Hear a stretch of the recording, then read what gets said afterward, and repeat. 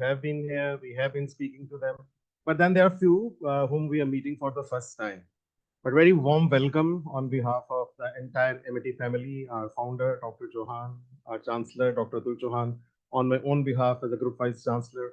We have got 12 universities, so all 12 vice chancellors are watching this virtually. And there are DGs, deans, so all senior people, we welcome all of you. I think that what we will do today is that since we know each other quite well, we will be dividing the delegation into two parts. One will be focusing on science and technology initiative, and the other will be focusing more on the business. And in the business also, we are using AI, data science, and business analytic. We are offering those courses. So we'll explore that what we can do together. But good to see Dr. Obami, Dr. Smallbone, Dr. Cave, Dr. Newstead, and Mr. Carpet. Very, very warm welcome to all of you. I'll just give you an overall idea that what we are doing together so far so that we can build our partnership from there. Our partnership started, I think, almost 6, 7 years back when your vice chancellor visited us, and then we got a privilege of meeting your leadership team twice.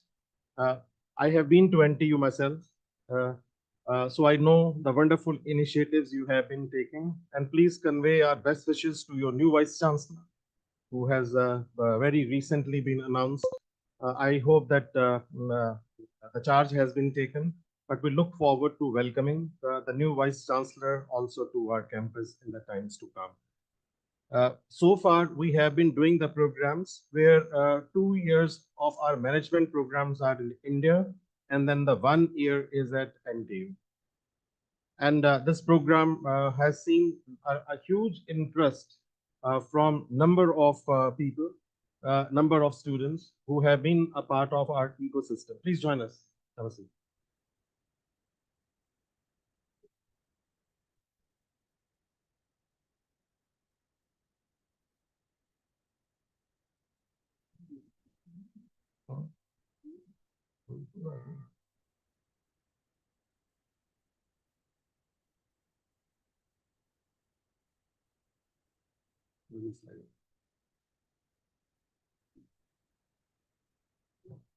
So far we have been focusing more on the business programs. As you know, that our business program also encompasses AI, data science, and the business analytic programs. So under these program, 2 years the students are doing here, and then 1 year they are doing with you.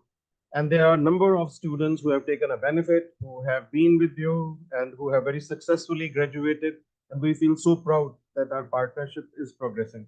But I think that now the time is that where we should focus on that how we can develop it, how we can make it more stronger, how we can make it more outcome based. I think that there are a number of initiatives which we want to take now, and out of which I think 3, 4 initiatives which we want to focus more would be one is our immersion programs. So in the past, we have seen a good number of students from NTU coming to MIT and becoming a part of our ecosystem. Those who are joining us for the first time, immersion program is a program where the students spend about 15 days at MIT. They are exposed to the academic environment we have. We also try to do a project with them with the industry, but also it's a cultural immersion. So we take them to Old Delhi, we take them to Jaipur, we take them to Agra, and then we also take them to some of the Fortune 500 companies. Noida is a place which is surrounded by number of companies. For example, you will find that Infosys, which is one of the largest IT company in India, it's very close by. Similarly, TCS, which is Tata Consulting Services, which is again a very reputed company, they have an office here. Oracle has an office here. Microsoft has got an office here. So we take these students to these places so that they are able to understand the ecosystem of the industry. Also, we give them exposure that if they want to do some research projects, then how they can build their research profile. So it's a very powerful program where the research definitions are provided to the students. Culture exposure is given. They are also told that if they have to to start their enterprise in India or have to build a relationship in India, then how they can build it. In the past, uh, I think 4 batches from NTU have come to us, but we would like to build it further. And that's the reason that we have also, along with the business faculty, we have requested especially AI faculty, biotechnology faculty, and also faculty of engineering to be the part of this conversation which we would like to have from you. Also, so far, since we were only doing business, we want to explore a TNE model where we can develop a similar partnership which we have been able to create in management in the area of science and technology, AI, computer science, and biotechnology. By the way, we are the one of the best institutions in the country in the area of biotechnology. We are, of course, our computer science programs are have been ranked as the best in the country. In the recent AI summit, if you will go, you will find that the MIT scientists and MIT students and researchers, they have been able to display the kind of innovations they are bringing in the technology area. We would like to explore with you that what we can do in the area of technology also. Uh, we all also like to understand from you that are your students interested in our summer schools, and when are your summer schools, so that if we have to send our students to your summer schools, then how we can become a part of it. Uh, at the same time, we also spoke about creating a co-op model. So I think the time has come up that where we need to understand that how we should be able to, please have a seat. So we need to understand that how we should be able to create a model where first part of the program can be in India, but the second part of the program, along with the academic program, can be done with the industry. The passion of the MIT is that whatever we do, it has to be outcome based. So the students who are going to UK, they should also be able to get meaningful employment. And it is only possible that if we create a model which is different from the ecosystem which other universities are having. So after doing a lot of research and having discussions with your leadership team, I think that we are of the view that if uh, 1 year the students take a break, so 2 years here, then 1 year with you, and then 1 year with the industry, or 6 months, then 1 year with the industry, and then another 6 months, it is going to help us to create that kind of confidence in the students that if they're going to UK, then they will be able to get the great jobs where our focus is going to be. So at MIT, we are going to create the models which are more employment friendly, which are more research oriented, and which are different from the other universities. Also, under the new education policy, now we can offer the full program of a foreign university in India. So this is another initiative which we want to take, where we would like to understand from you that how we can bring down the cost of the program by offering a full program in the area of biotechnology, computer science, AI, business management with AI, data science, entirely at the MIT. This is going to give you a size, this is going to give you the volume, and this will also give us the exposure that how we can integrate the best practices of each other. So we would like to understand from you, and please take back this message from our side to your leadership team. We look forward to meeting your vice chancellor in the near future. Whenever we are visiting towards that side, we keep on sending our delegation. But I think that this is a very focused discussion which we want to have with you, where we want to understand that how we can not only multiply how we can multiply the numbers, but also look at the research outcomes. So these are the 6 7 points where we like to focus more, where we like to understand that how we can further develop the programs, how we can do research together, how we can become a part of the touring scheme and the short duration program where we are focusing on. For the colleagues who are coming for the first time, I take a privilege of just giving you a background of what MIT is all about.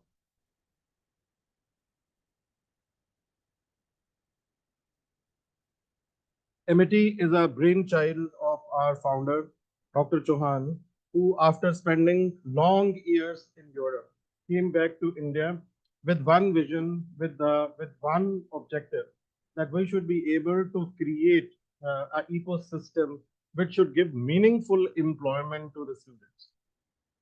So whatever we do, we keep the students in mind. This is a more a research and innovation driven university where the focus has been that whichever partnership we try to bring to India, it has to be based on the it has to be based on the research. It has to be based on the interest of the institution which is coming to India. With NTU, I have was just looking at the figures. I think that in the last few years we have sent about 87 students, but primarily only in the management domain. But now is the time that we should explore that what we can do. So, which means that new innovative models need to be created, which are focusing not only on management but in the all areas where we have got a specialization. This is a photograph of our Chancellor, Dr. Atul Chauhan, who himself is a product of London School of Economics. So you can very well understand his focus towards the British universities. We are today the largest education group of India, private education group of India, with more than 250,000 students, with 10,000 full-time faculty. Out of these faculty members, 81 faculty members are in the world's top 2% scientist list. And the H index of the university is 201. So looking at the young age, you can see that what our scientists they have been able to achieve. Most of the scientists who are sitting towards your right side, you will find that they themselves they are very actively engaged in research, and towards your left there are people who are engaged in the internationalization and also towards organizing various events together and hosting students on the immersion programs. We got a distinction of being the only education group which has got 12 universities in India. And believe me, establishing a university is as easy as it is in UK. So it's a very, very long and tiring process. But we are privileged that we have been able to do that. So you will find our presence in Noida, in Gurugram, Greater Noida, Lucknow, Jaipur, Mumbai, Gwalior, Kolkata, Raipur, Ranchi, Patna, Mohali, Bangalore, and Hyderabad. Also, we have got our overseas universities and campuses, including our campus in London, where we are offering study abroad programs. We are offering 3 continent programs, and we are also looking for offering large number of full-time programs. Well, that's another area which we will explore a bit later.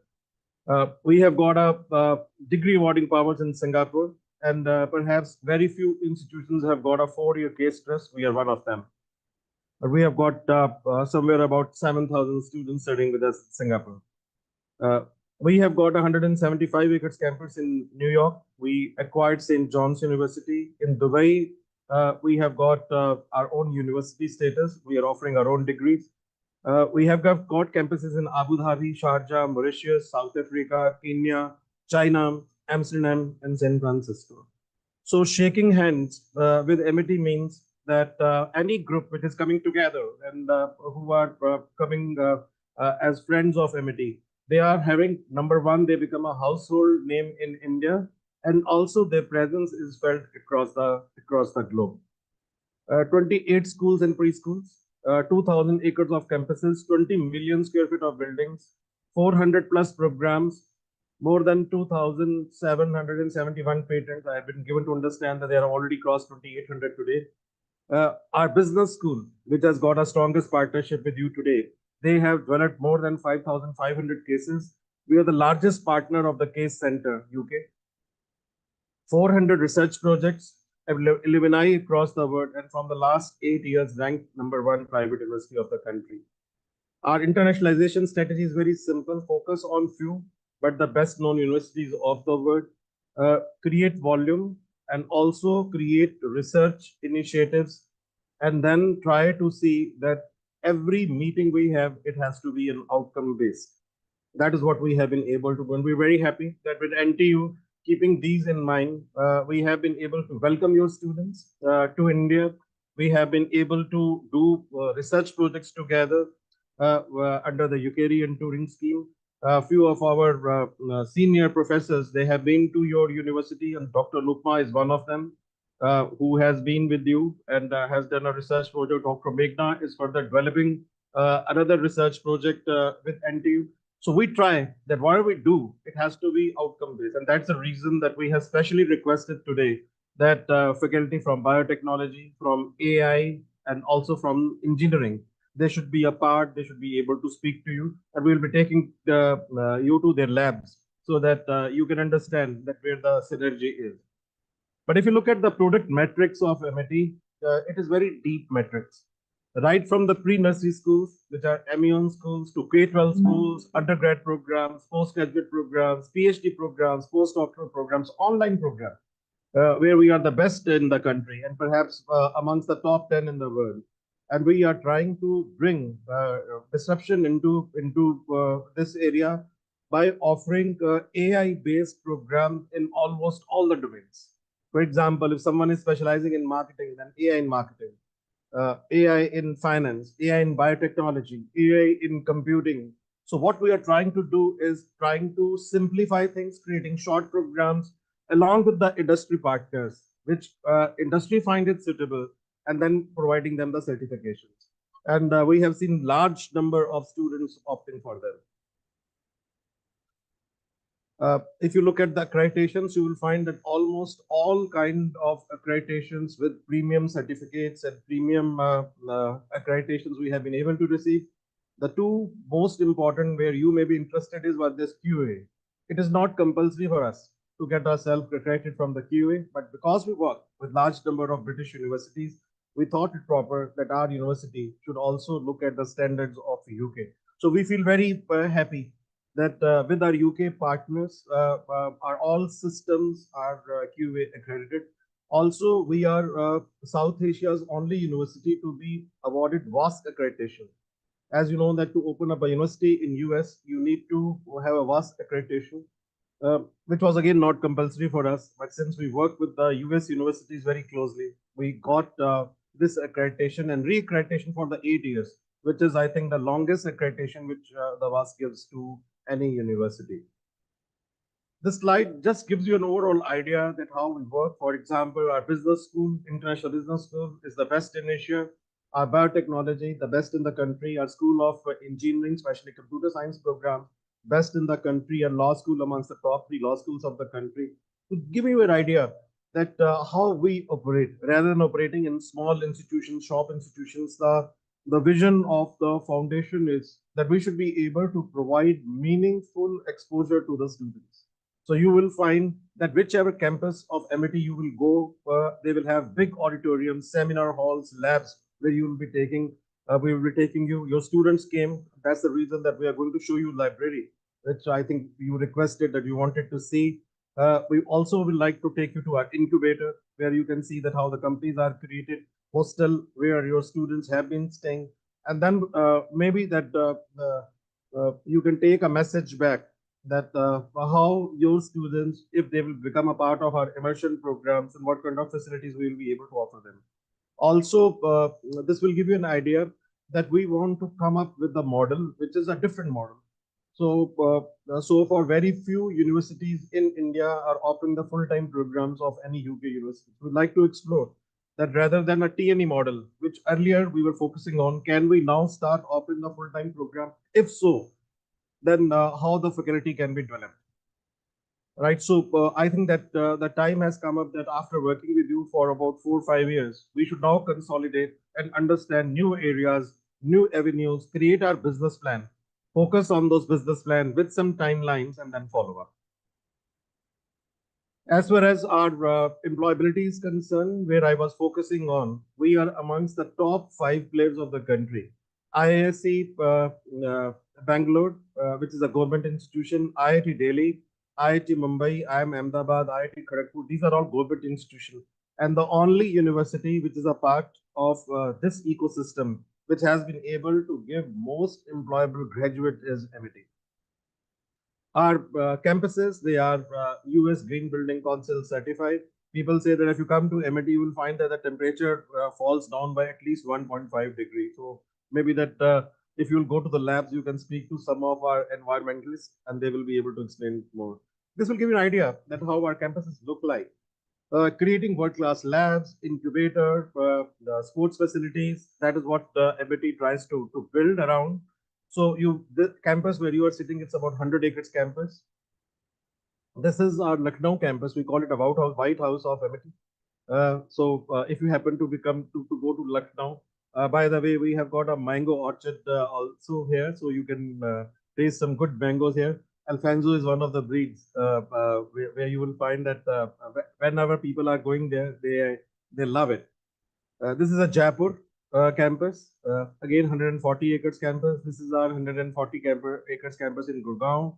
This is our Gwalior campus, Mumbai campus, Raipur campus, Kolkata campus, Ranchi campus, Patna campus, Mohali campus, which is in Punjab, where again we are focusing quite a lot on internationalization.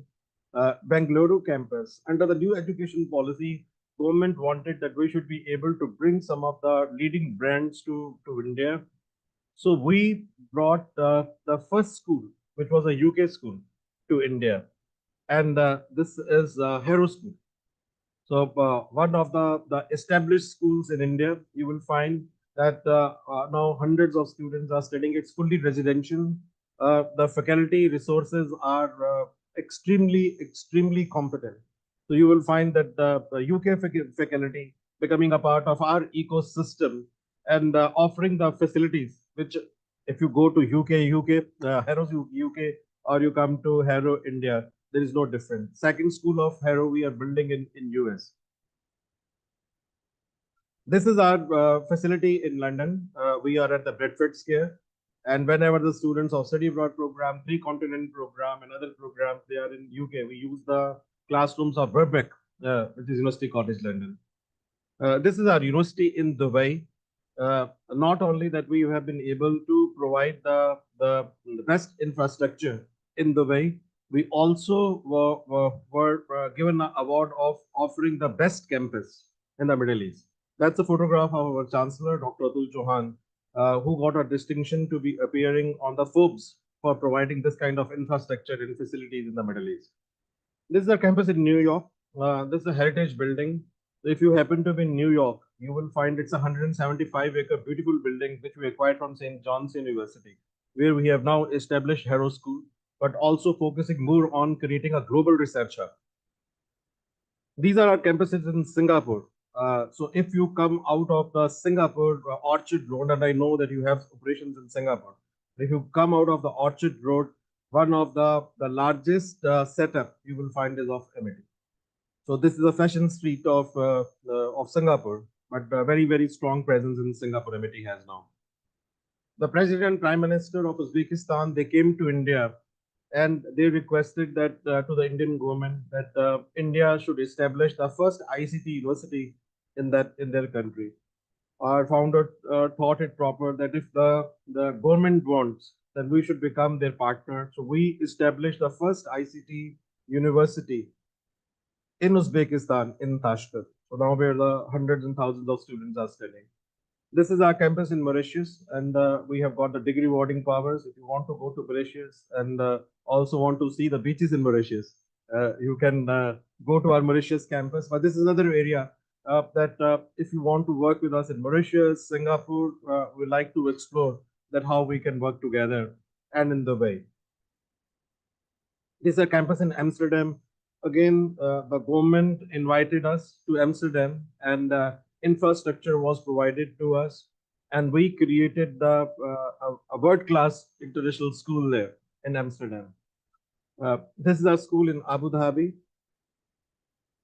We do have Nobel laureate centers. So as I was explaining, that whatever we do, it has to be outcome based. So either programs or whatever we do, it has to be together to look at that what we can explore in the area of research. So from biotechnology, from AI, from business management, from data science, from engineering, I think that our scientists and our faculty, they keep on looking at the wonderful opportunities which are in front of us. And we do lot of work with the foreign universities. And that's the reason that we created centers in the names of the Nobel laureates who come and spend some time at the campus and become the inspiration for our faculty. More than 300 honorary professors who are working day and night with us. And again, idea is that we should not only be able to just do teaching, but be able to create a ecosystem where we should develop our faculty and understand that how the world is teaching. For example, if you look at our teaching pedagogy, we do annual review to look at that what kind of innovations our faculty is bringing in. We have included the online component in our teaching in such a way that technology plays a very important role. So, word over the best of the professors who are a part of our online system, they supplement the teaching and research methods which our faculty is using. We do like a best lecture series. Feel very happy to share with you that your High Commissioner has been on the campus number of times. We work very closely, by the way, with the British Council, who are a very, very good friends. Almost every week in the event, we meet them. They have been on the campus. We keep on going to their events. Uh, Also, you will find, and we're going to take you. This is the best incubator of the country, which not only gets the largest grants from the government, but we feel very happy to share that humbly we have been able to create largest number of companies from the campus. So from this area, from this institution alone where you are sitting, we encourage students to come out. Dr. Garima, if she's sitting there at the back, in Bush, she's from the engineering. One of our students, Pillai, not only help us to bring some AI and computer science innovations, but is also creating a company, and we are helping and supporting them. So Acer was there. Similarly, from the business school, Dr. Khattar, Dr. Begna, and Dr.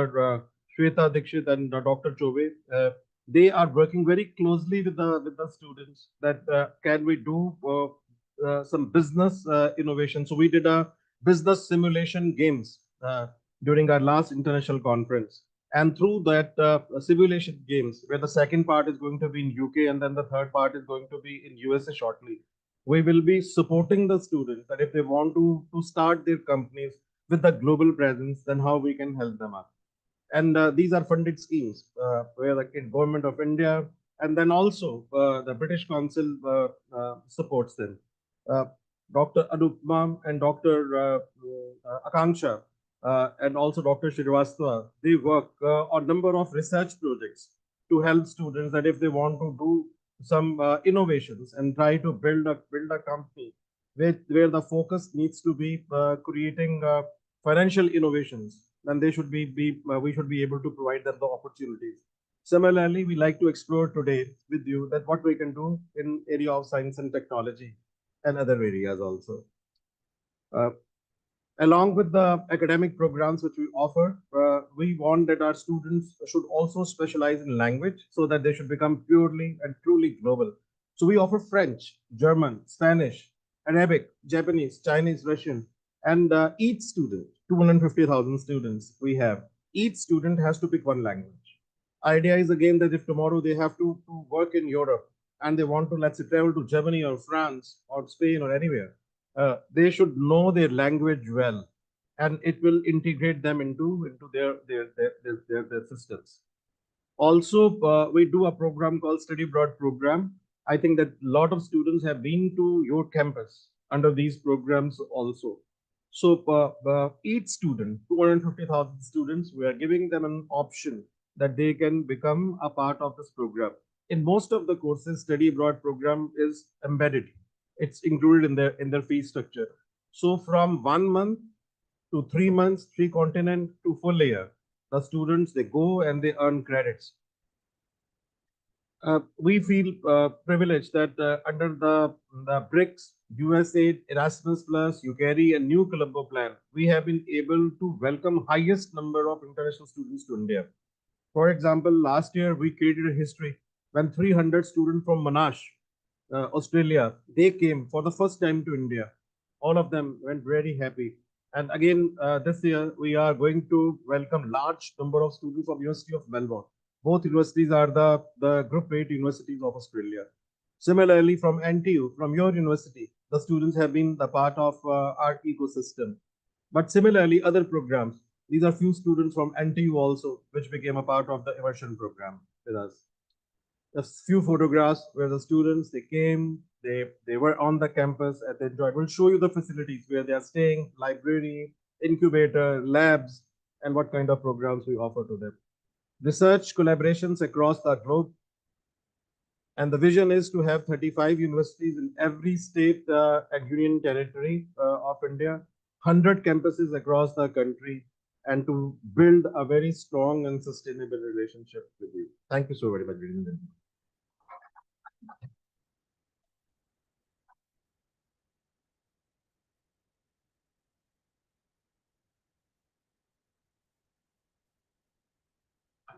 Thank you so much, sir, for that very extensive vision.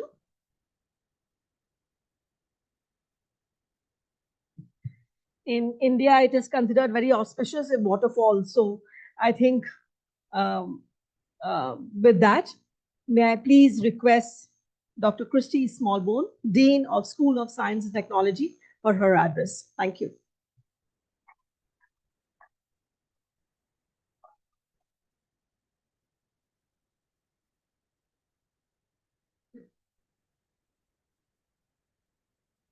Thank you, everybody.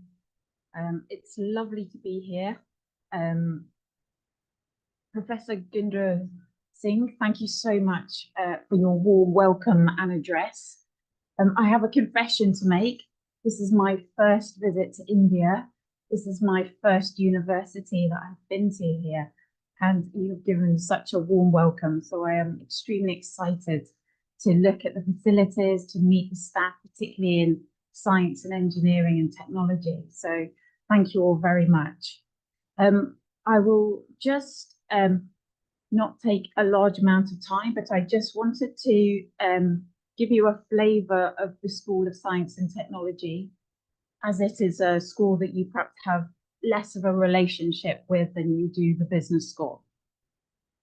The focus in science and technology, which includes engineering, is about the future.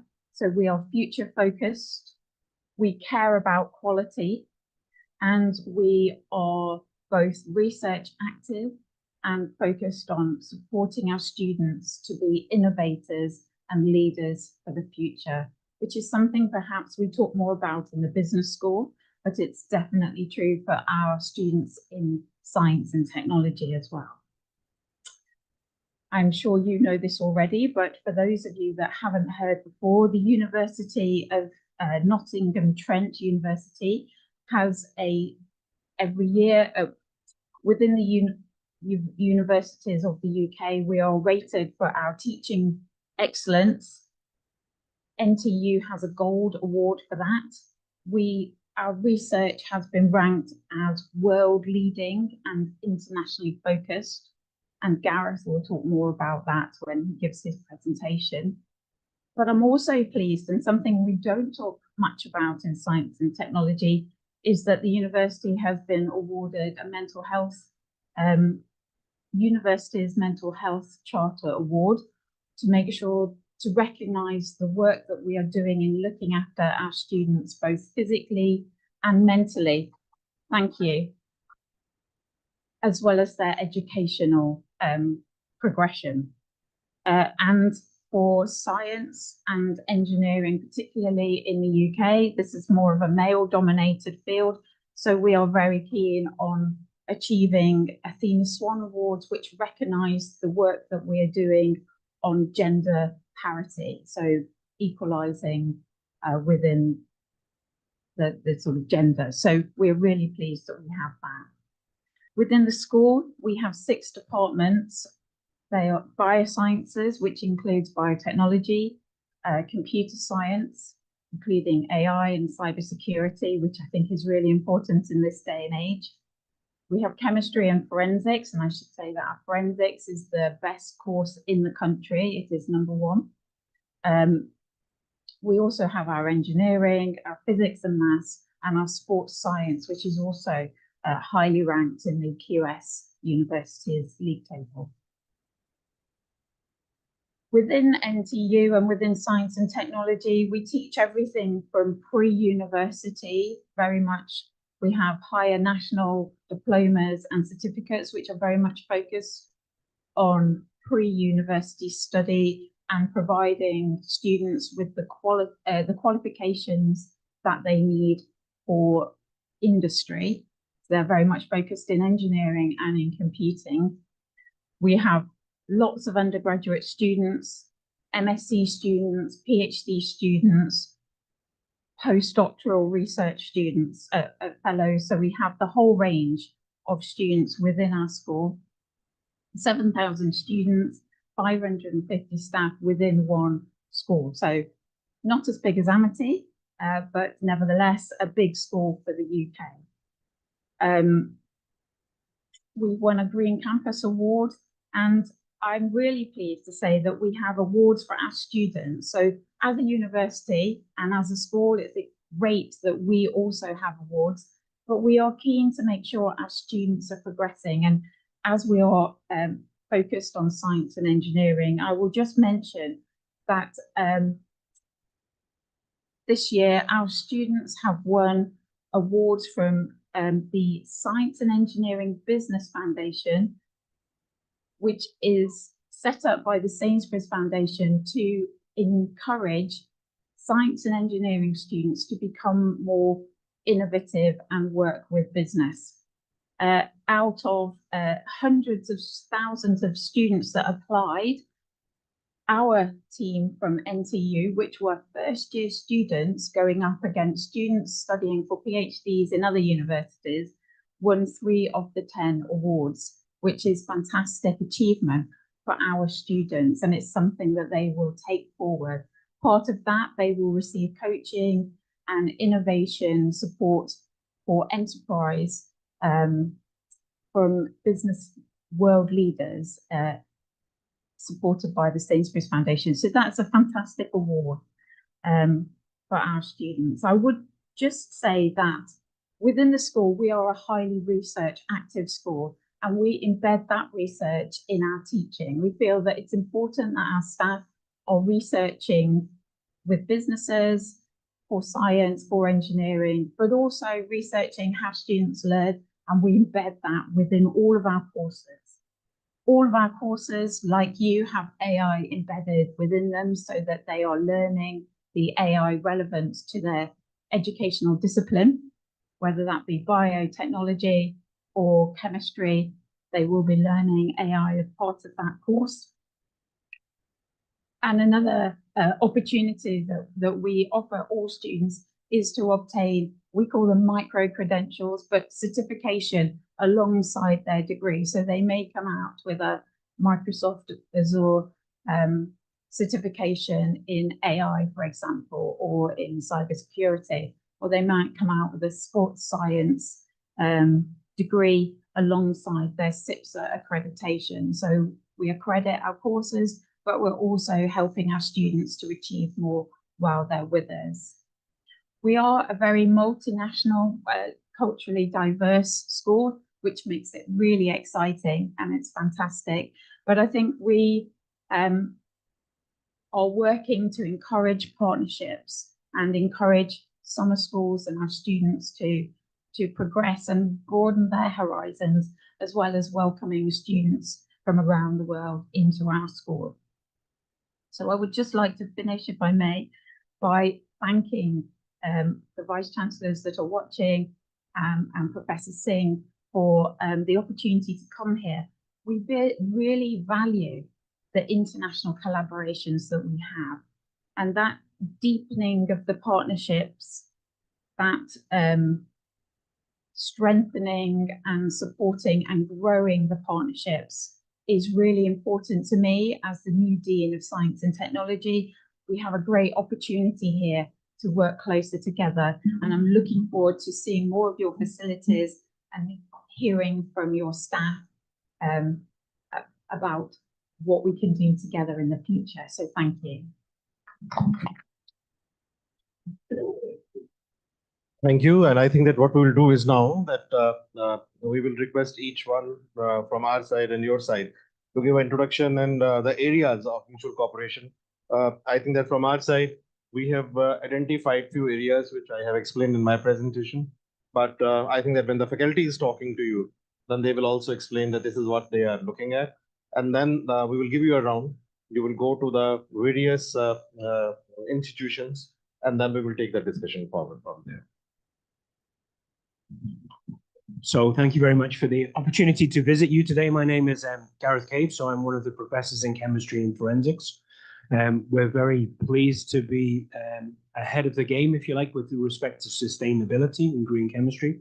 And I'll embrace the opportunity to talk to you and some of your students later today about some of the work we do in nanotechnology and how we're taking that transnational and working with companies here in India as well as in the UK. Thank you. Thank you. Good morning, everyone. My name is Chris. I work for NTU Global, which is the partnerships unit of the university. And some of your address, resonated well with us in terms of, outcome-based approach to partnerships. And this is what we'd like to really achieve with you. And I noted a few things that would be interesting to work on. You talked about the rankings, which are quite important. And if you could join forces, for example, to make sure that we are approaching, for example, the QS ranking in the best possible way. We'd welcome your input and your votes, and we'd be more than happy to do the same to make sure that we are up there with you there. Thank you. Another element as well that would also benefit from this interesting collaboration is around employability.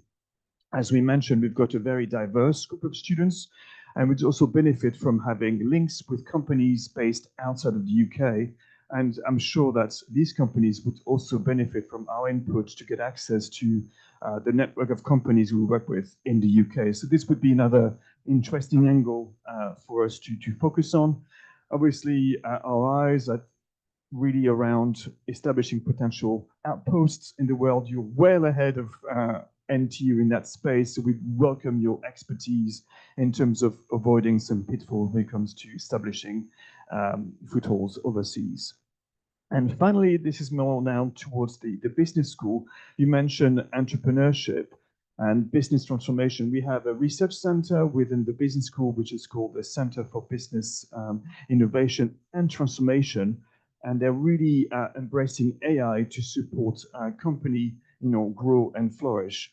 So again, some interesting ideas for us to explore when it comes to, for example, incubation, research, and also student projects. So, and then Anupama mentioned waterfalling, which was, quite an auspicious thing here. In the UK, been overblessed recently, so I'm sure this is a good sign for our collaboration. Thank you very much. I think these are all very exciting opportunities, especially in the area of sustainability, green management, and integrating companies. Ms. Flossie has been working very closely with some of the companies. In the last conference which you organized just last week, the number of companies which came, which were focusing on business, but on sustainability and also on the green energy.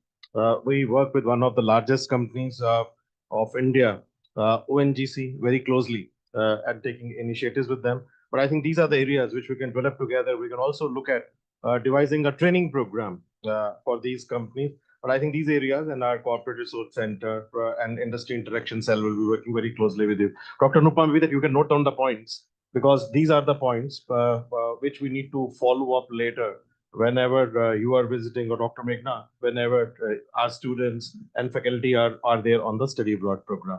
But over to your other colleagues. Thank you very much. My name is Dr. Demolo Bimbe. My field is strategy and entrepreneurship, but I'm also the NBS Director of International. I was very pleased to hear you talk about the possibilities for research collaborations, because that is something we're very keen on, to look, beyond the student engagement.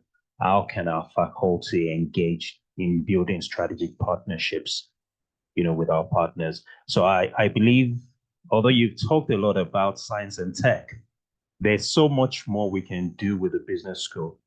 I think we're still the tip of the iceberg. There's so much more collaborations, it's interesting as you were talking about AI and analytics, and in the business school, that's one of our focus to ensure that, AI and analytics, cuts across pretty much every course delivery we have. We have a business and analytics course that we've just introduced, which is doing fantastically well. We have researchers looking at sustainability, actually world-leading researchers in the area of green innovation, sustainability, entrepreneurship. So I believe that there's so much we can do in that area, and I hope that we can explore it more. Thank you. And thank you very much for emphasizing that your business school is focusing on AI and data science. We started AI program and specializations in business intelligence and data analytics 7 years back. So when people were even thinking about that how AI should look like, we launched a program, International Business with AI, which is one of the most sought of program at MIT. Rather, this was the first program which we launched in MIT. We are now having BTech programs also in AI, but in the business school, we launched it 7 years back.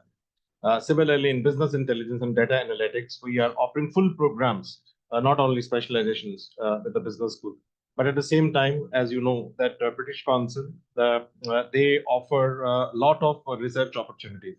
So we feel privileged that we have been a part of this research ecosystem, very actively engaged in writing the proposals. Last year, I think, a huge grant on which we worked, and there were 150 companies in the UK which we addressed. And now I think that the large number of companies, they are coming towards this side. So maybe that if we can get a list from your side, which companies you are working with, then maybe that we will be able to provide them the list of the companies with whom we are working. So that is an ecosystem which we want to develop, which can actually be very helpful for the students. Thank you. Good morning, everybody. My name is Claire Newstead. I am one of the associate directors with NTU Global. So Chris and I have the same role, but we have different schools within our portfolio. So Chris has the business school, I have science and technology. So that's why I'm here today.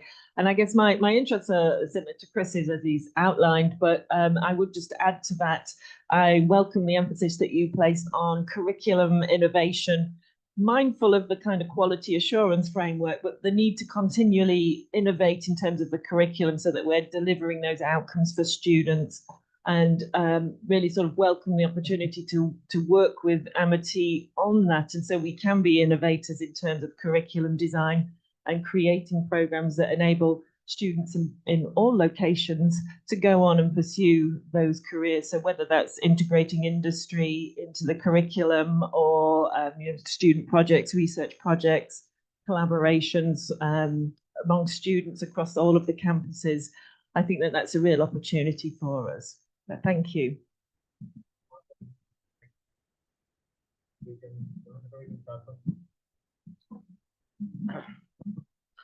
Very good morning to our esteemed guests from UK. I'm Dr. Khattar. I represent the business school, and I also look after the postgraduate programs.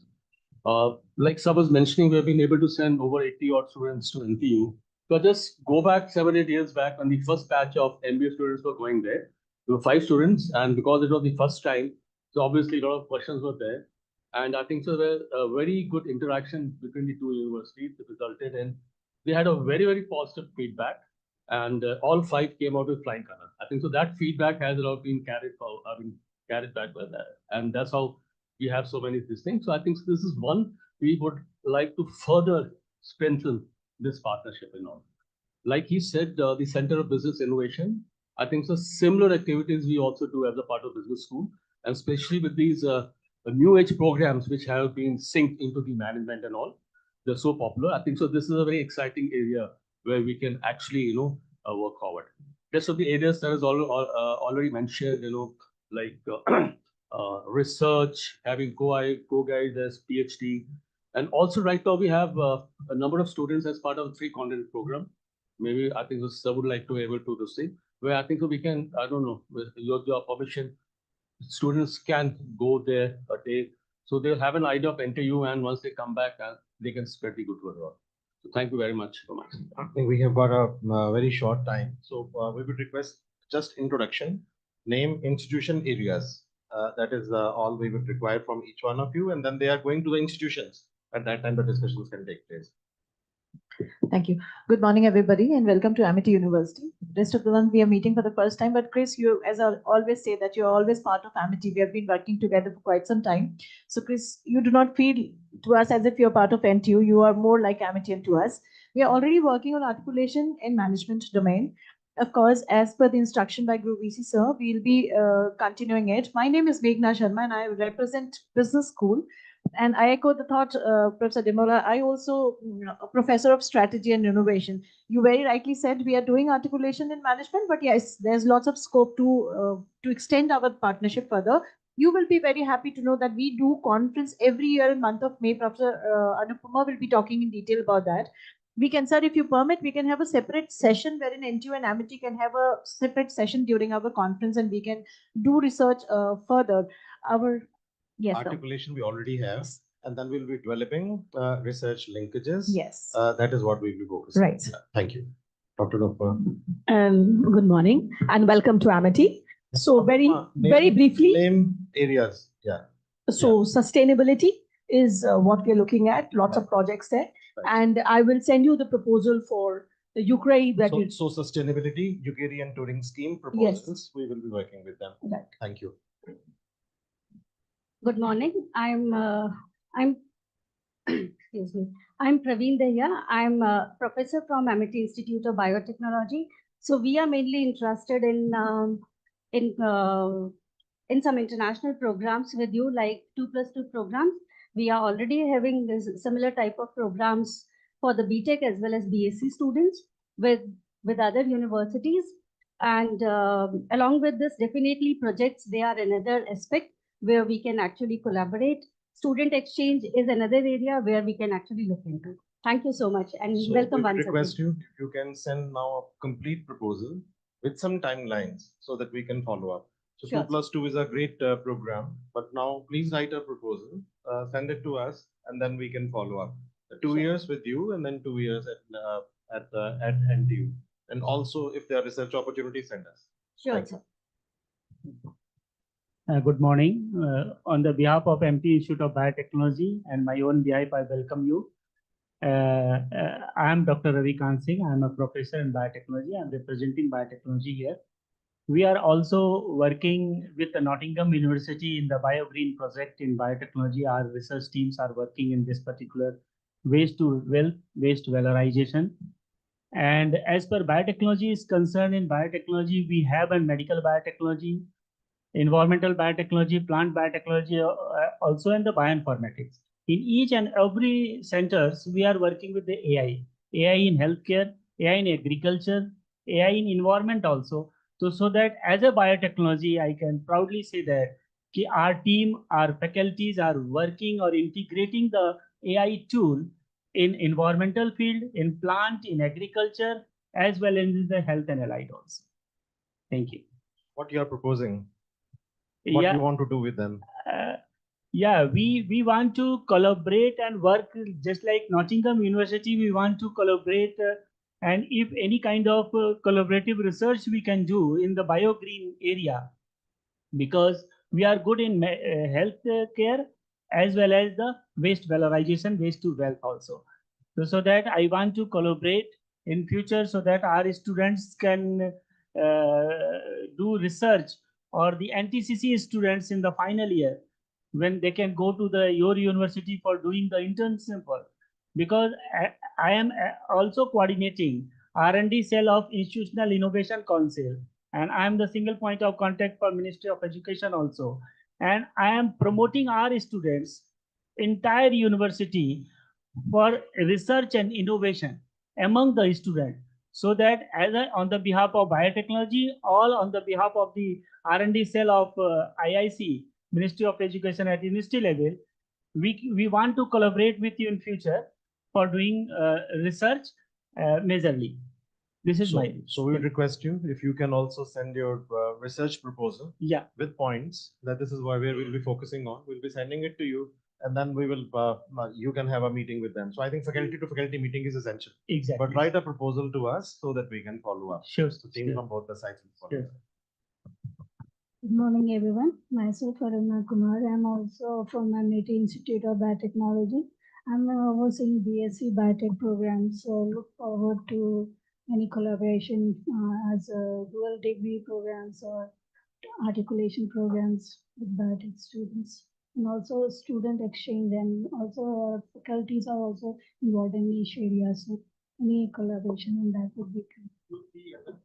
Create a proposal, research, programs, and then how these programs would look like. Okay. Thank you. Good morning, everyone. Welcome to India. I am Dr. Radhishri Das, professor at MIT Institute of Biotechnology. I look after the international programs of all the programs of our department with various other foreign universities. Thank you. Thank you.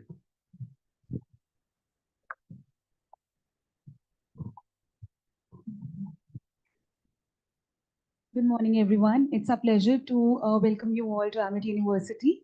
I'm Simran from Group Vice Chancellor's Office, and we look forward to exciting new collaboration. Thank you. Four of them, they belong to Group VC's office in IIT. That is Ms. Flossie, Ayushi, and Sheetal. They're taking notes and will be helping. Over to you. Good morning, everyone. I'm Dr. Anshul Srivastava from MIT International Business School. Looking forward for some good research collaboration with your university. Great. Good morning, everyone. Welcome the NTU team. I'm Shweta Nanda, professor in AI and marketing domain. I work in the business school under the guidance of Dr. Gurinder Singh sir. And we look forward for the research collaborations and short duration programs in this domain, tech domain. Good morning, everyone. Myself, Ambesh Kumar Chaudhary. I am from MIT National Business School. I'm a professor of data science, cloud computing, ERP, and my expertise are in the data communication. And currently, I'm involved in understanding the role of agentic AI in replacing the traditional information system in the management domain. Ambesh, what you want to do with them? My proposal is to, since AI is reshaping the entire world right now, like to work on business and business AI, yes. Very good morning and a very warm welcome to all of you. So my name is Dr. Anamika and I'm from MIT International Business School.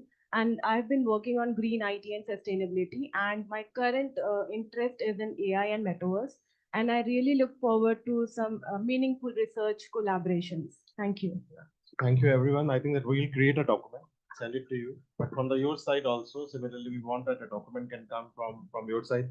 I think that there are research scholars sitting across Dr. Mukherjee and Dr. Garima. Very quickly, this one. Good morning, everyone. It's my pleasure to welcome you all to MIT University. I'm Dr. Garima, heading international collaboration in Computer Science Engineering Department. Happy to collaborate with you for the research internships as well as progression pathways for engineering domain. Thank you so much. Okay. Good morning. I teach business analytics. So as sir said, we will go for certification, research, social analytics, and we would love to do it with AI implications. Thank you so much. That's your name and area, all the scholars who are sitting here. Stop. Good morning. My name is Gopal Bhutia. I'm business intelligence and data analytics domain. Okay, good, great. Good morning, everyone. My name is Shivam Kumar Dixit. I'm studying in business intelligence and data analytics at MIT University. Okay. Good morning, everyone. My name is Ayush, and currently I'm pursuing MBA in business data. Good morning, everyone. My name is Abhishek, and I'm also a student of business intelligence and data analytics. So these are the students who have shown interest in going to NTU, and they are already a part of this ecosystem. But thank you very much. We have noted on the points, and since the time is very short, we will create a matrix. So I think that interesting areas are biotechnology, where we will like to explore articulation arrangements with you, research areas, where we like to understand that how we can do research, inviting those students on the immersion programs, and also in computer science. Dr. Garima, you have to send a proposal now that how the 2+2 arrangement will look like. We will create a summary and we'll define some timelines that what we want to do, and also exploring that how we can offer you full programs in India. Thank you very much for coming. We will divide you into 2 groups, then we'll take it. But there are certain gifts for you. Please take the MIT mementos and gifts from our side. May I request our Vice Chancellor sir to felicitate the guest, Dr. Christy Smallbone, Dean of School of Science and Technology.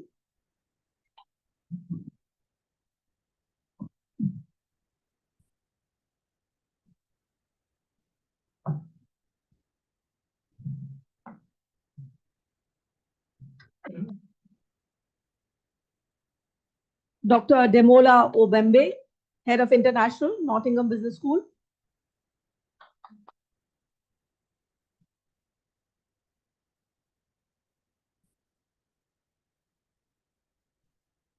Dr. Gareth Cave, Professor, School of Science and Technology.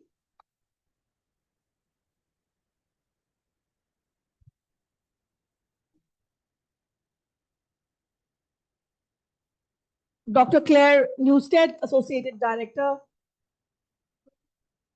NTU Global.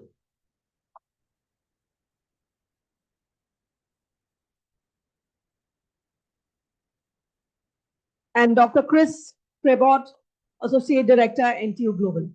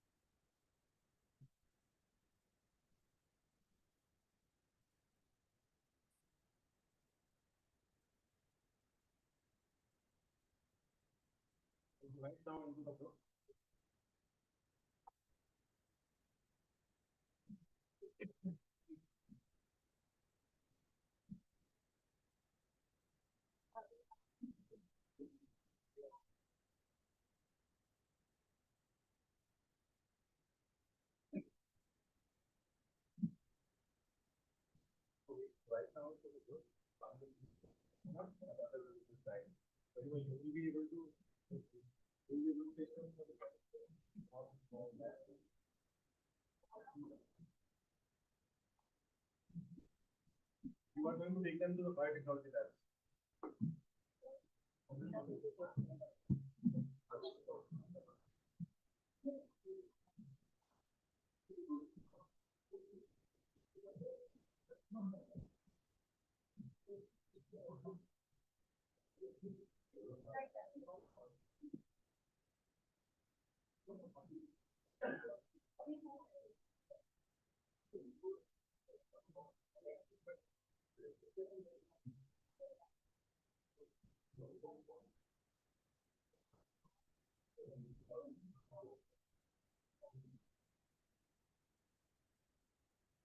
Students are waiting. I would request all the faculty members if you can accompany them and then can take them to the labs also. Thank you.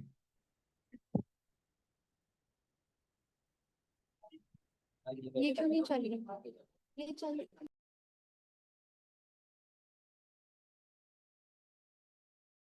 Morning, everybody. I request you all to please settle down.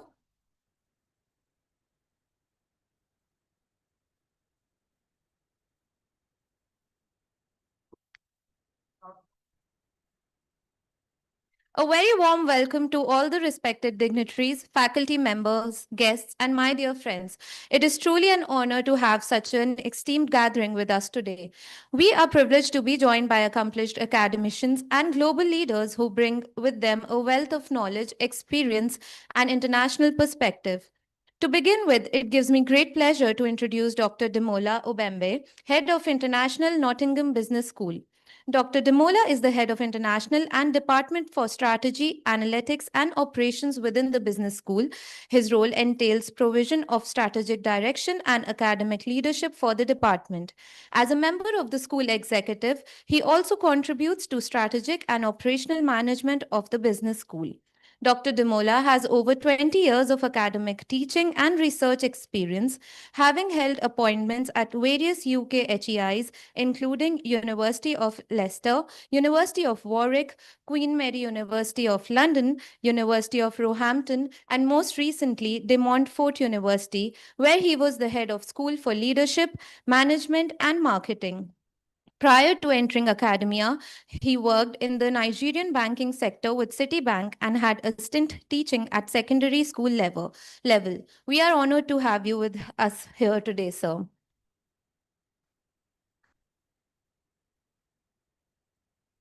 I'm also delighted to welcome Professor Gareth Cave, School of Science and Technology. His expertise is in the area of inorganic bonding and solid-state materials, chemistry of modern-day materials, nano and green technology, inorganic chemistry beyond the molecule. He also supervises graduate plus postgraduate programs in science and contributes to the training program for the Center of Doctoral Training in Resilient Chemistry, Feedstock to Function. We welcome you here today, sir.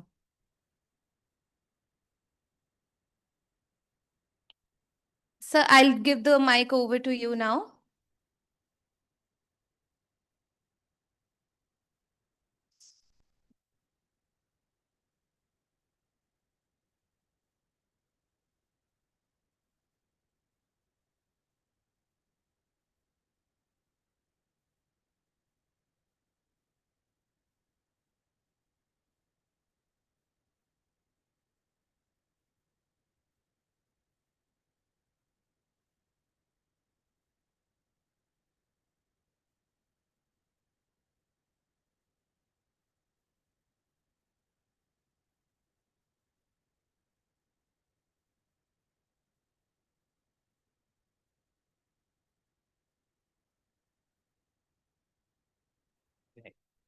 All right, good morning, ladies and gentlemen. My understanding is that we have a mixed group of students here. So what I'm going to try and do is just to challenge you a bit and get you to reflect on what you already know. Okay? Now, I'm just going to talk briefly about strategic decision making in the age of AI. I'm sure we all know that AI is not a new phenomenon. Yes? AI has been around in some guise for over 60 years. That's the honest truth, the development. It's only in recent times that it's become prominent and it's become pervasive pretty much in every sphere of life. We see it, and increasingly so. I guess some people are concerned about what the implication of AI would be for the future. Now, what I want us to do is just to reflect on the role of AI in our daily lives, in what we do, in the way we make decisions. What role should AI play? And very, very briefly say, okay, who should make the decision? Should it be you as an individual, or should it be the technology? So if you think about any recent decision you've made, whether it is choosing a course, a career path, if it's an investment decision, would you have trusted an algorithm to make that decision for you? Could an algorithm have made the decision for you? If so, why? If not, why not? Just think about it. Any important decision you've made in recent times, what did you depend on to make that decision? How many people use AI? I'm sure your lecturers will mind. I thought everybody's hand will go up. Come on. Sorry, you've never used AI. You have, but you didn't raise your hand. Come on. Huh? I think each and every one of us would have used AI in some form. Whether it is in preparation for assessment or whatever, we would have used this in some guise. That's the reality. But then how do we use it and what's important? Now, from a strategic decision-making perspective, there are 4 things that are important when it comes to making strategic decisions. First, you have to think about the long-term impact. You have to think about the issue of uncertainty. Strategic decisions has to do with irreversibility and also the competitiveness. Now, when you think about competitiveness with strategy, I always use the example of organizations as open systems. Now, open systems as opposed to closed systems. There's a door here. You can go in and out, and anything happening outside could influence what is going on in here. That's just a metaphor for open systems. If you think about a closed system, there's no interaction. between that system and its external environment. Now, organizations operate as open systems, constantly interacting with the external environment and being influenced by the external environment. Organizations operate, we talk about the macro external environment as well as the micro external environment, the industry environment. Needless to say, there's a lot of competition that goes on. Now, in the space of that competition, how do you ensure that as a firm, whether it's a small business, a family firm, or a large organization, you remain competitive? As an entrepreneur, if you're an entrepreneur, how do you ensure that you remain competitive? You have to make strategic decisions.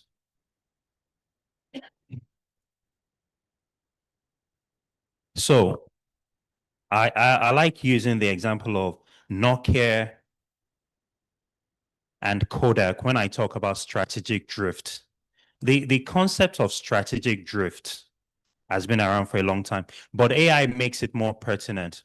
Now, with strategic drift, the easiest way to explain it is, how many of us know about strategic drift? Anyone? Okay, let me see if I can explain it very quickly.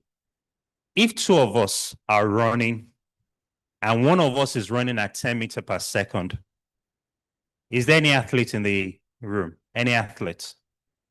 None of you are doing athletics. Football, one person. Badminton, one person. Those are the sports I like. I don't know about you guys, but cricket. Okay, some people like, so fast bowler. Think about the pace at which you bowl. Well, I'll use running. If two of us are going to run and one person is running at 10 meters per second and the other person is running at 15 meters per second, if we start together, after, let's say 10 seconds, who's going to have reached further?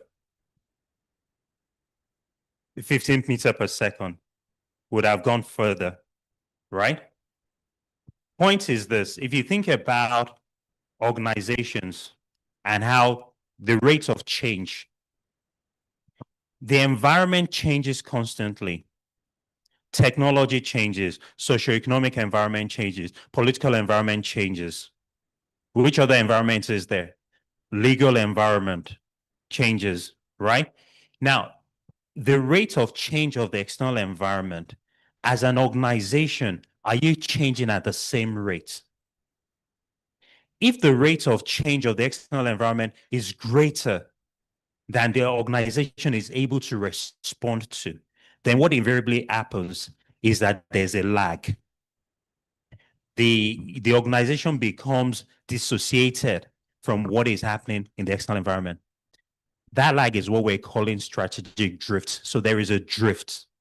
Ultimately, what then happens if there's a drift is that the organization dies. The examples they're talking about Kodak, talking about Nokia, that essentially was what happened to them. You think about Nokia.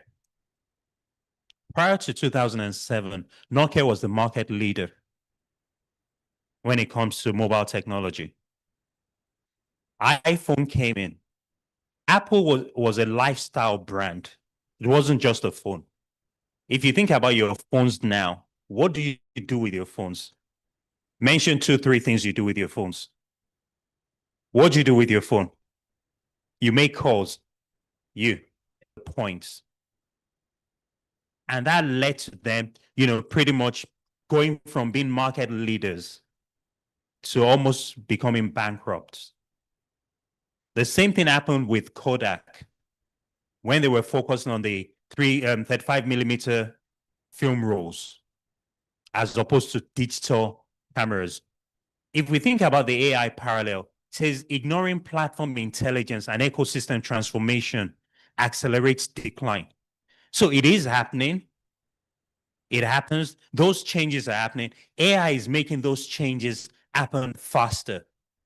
Before, strategic drifts could take months and years. Now it is happening at a quicker rate. So we can't ignore it. In the case of Kodak, says suppressing AI-driven innovation to protect existing revenue models increases long-term vulnerability. We need to be sensitive to what is happening. What are the key insights from, in terms of AI era? It says disruption of cycles are faster.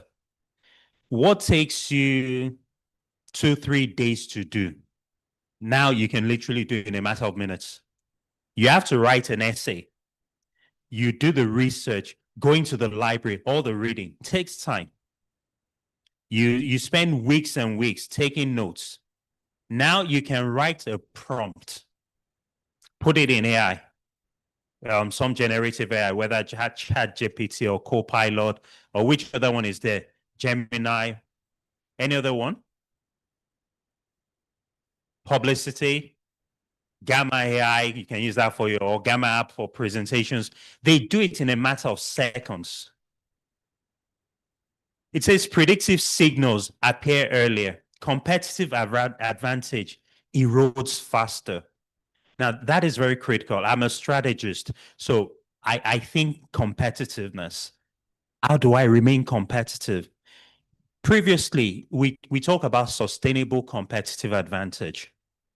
If you have an advantage, if you have competencies, capabilities that are valuable, that are rare, that are inimitable, or which means difficult to copy, difficult to imitate, and you have organizational competences, traditionally, you would be able to sustain your competitive advantage and sustaining it for a longer period. Now, you will lose that competitive advantage faster because of AI. That's what we're saying. It says leadership hesitation is more costly than technological change. We need to be responsive faster. It says if AI signals disruption in your industry today, would your leadership act or defend the status quo? And that is an important question, because AI is it is disrupting pretty much industries. It's a form of disruptive innovation. How is leadership responding? How is leadership making decisions that are pertinent when it comes to, engaging with AI? What makes strategy hard? 4 things. Ambiguity. We don't really know much about what the problem itself is. It's unclear. That makes strategy difficult.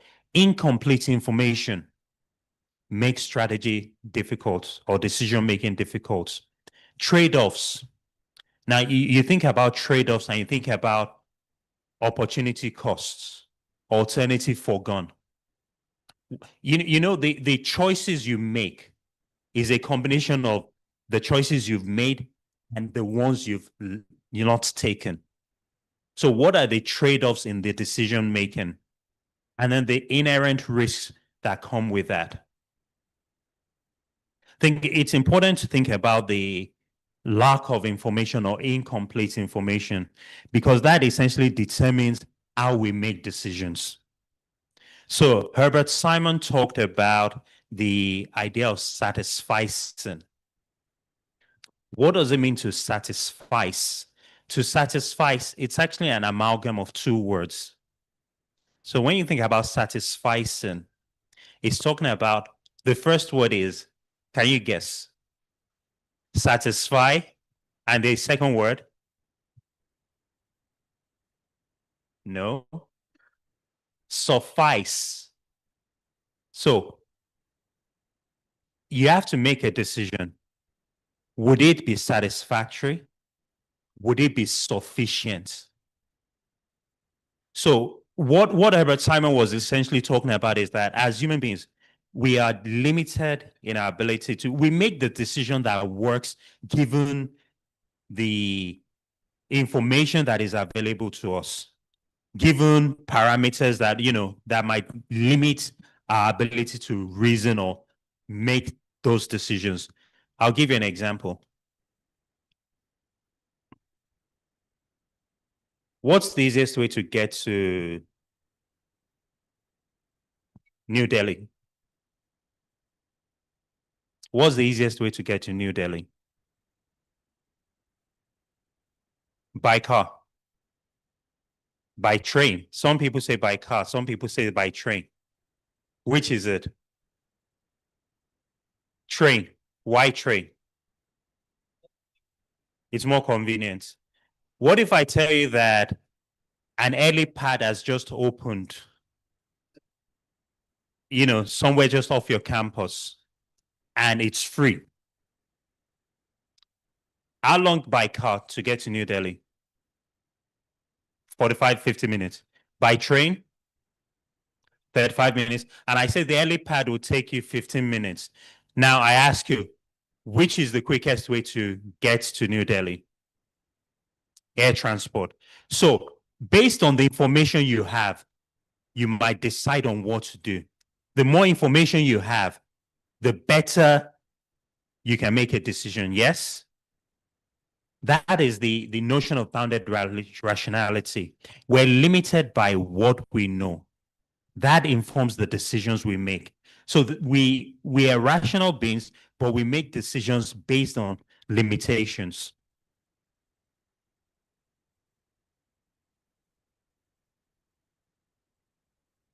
Daniel Kahneman also talked about, when it comes to decision making, that there are two types of decisions: intuitive decisions as well as analytic decisions.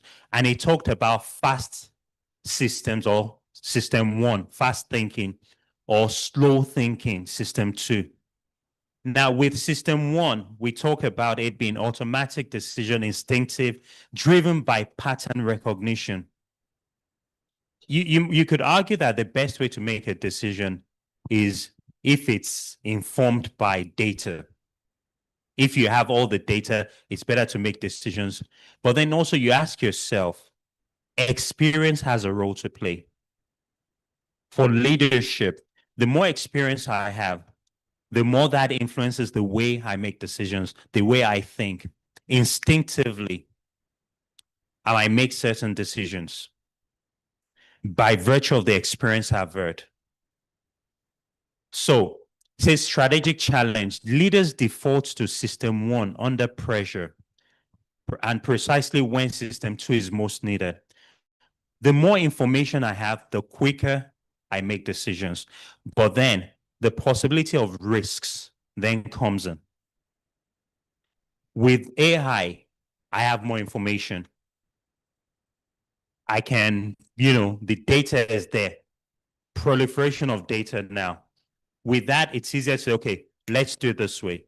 Or the technology has processed it. However, the however is this: if the data is there, if AI has done it, there's a possibility to over-rely on AI technology to make the decisions for you.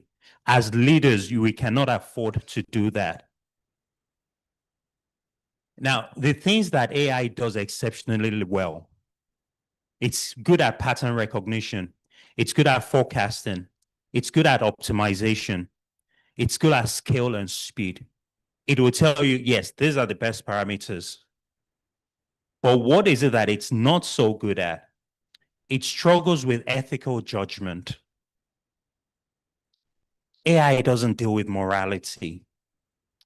It struggles where, there's novelty. Remember that with AI, with generative AI, and if there are any of you that are, in tech, you know that we talk about large language models, LLM. Now, AI is trained on existing data, existing information. So something new comes up, subtle changes in society, in societal trends. It's not going to be able to respond to that quickly. And that's why I'm saying weak signals, subtle cultural shifts, it's not going to be able to respond to that quickly. Societal impacts, it doesn't factor that into the decision-making process. Think about this case example. It says you're a leading IT services firm deploys an AI model and it predicts that 15% of workforce redundancy within 18 months is due to automation of testing and support roles. A leading Indian IT services firm deploys an AI model that predicts 15% of workforce will become redundant. You're going to lose 15% of the workforce within 18 months due to automation of testing and support roles. What would you say the board should do? What should the directors, what should they do? Should they act now or should they wait? What do we think? They should be prepared for. They shouldn't act right now. How many people think they should act immediately? 15% of the workforce are going to go. Okay. Why do you say they should act immediately?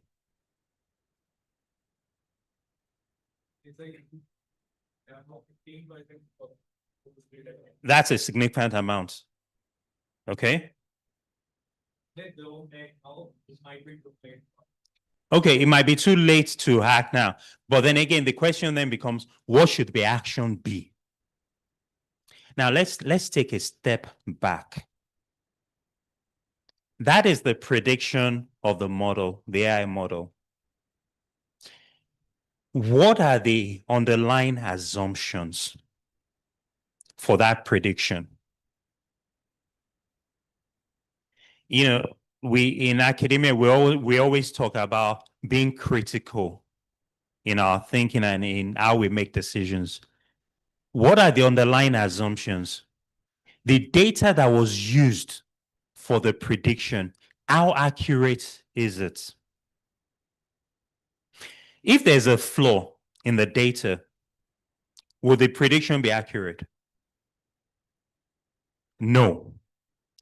We have to ask ourselves, what assumptions were made in order to come to that decision? I can't hear you quite because of the mask.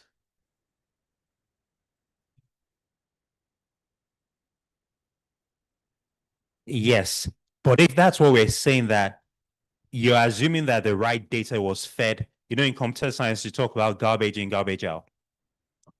The input determines the output. So if the input is faulty or flawed, the output may be flawed. So first and foremost is ensuring that you have accurate data, you have accurate inputs. And then you have to think about the context, the circumstances in which that decision has to be made. If we rush too quickly, could we be prone to certain risks?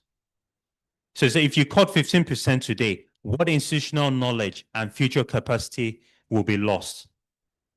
Think about people in that workforce that have been working for the past 15, 20, 30 years in the organization.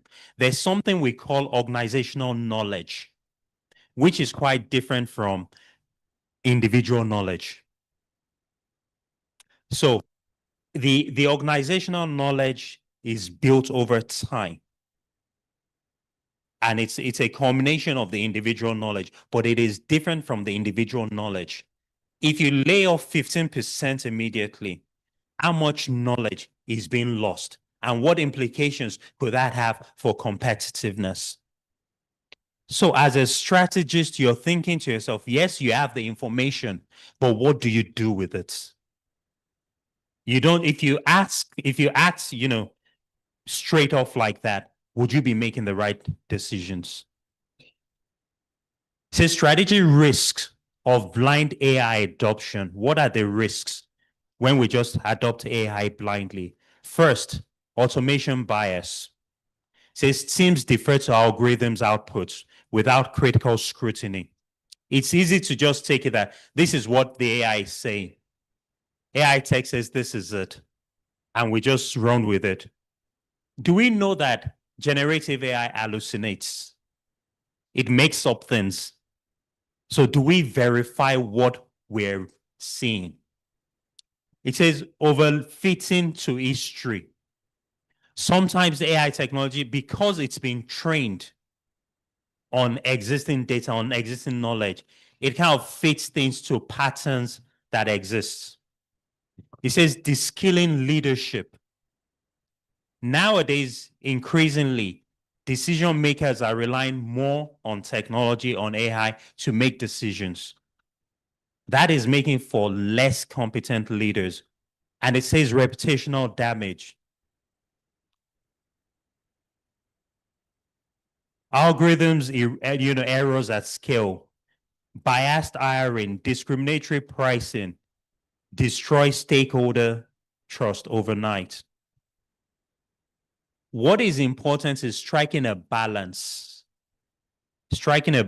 between use of AI technology and decision making. You can use AI to generate the insights. You can use it for the analysis. But when it comes to the interpretation, making sense of the data, that is where you come in as an individual. That is where you come in as a decision maker. You have to own the outcomes of the decision. Now, the outcomes of the decision will inform your purpose.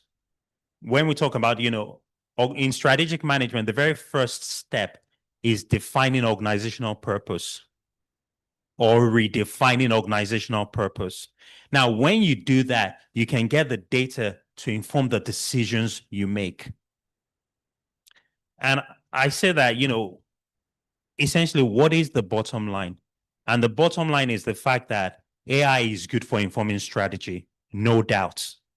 However, you as a human being, you make the decisions.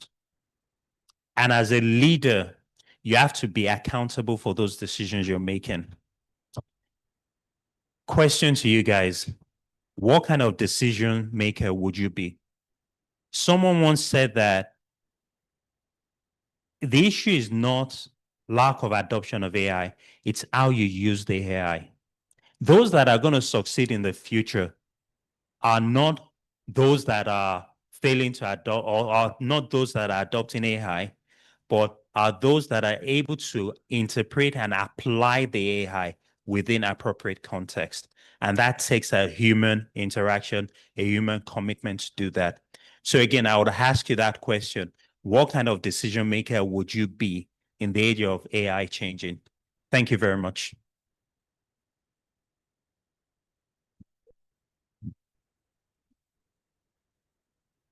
Thank you so much for sharing such valuable knowledge about the new age of AI and strategic challenges that come with it, sir. AI does not strengthen decision making, but it does. Does strengthen decision making, but it does not replace human leadership, ethical judgment, and novel crisis. Now, I'm delighted to welcome Professor Gareth Cave to address the gathering, please.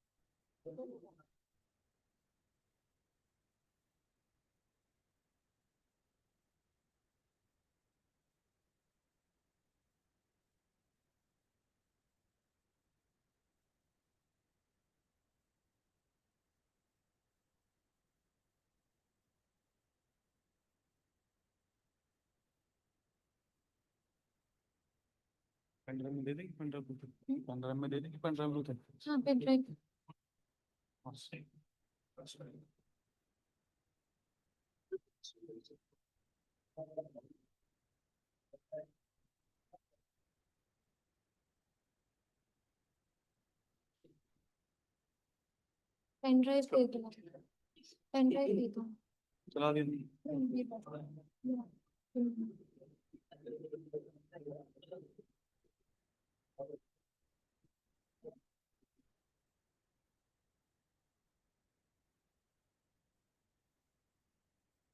Share नहीं हो रही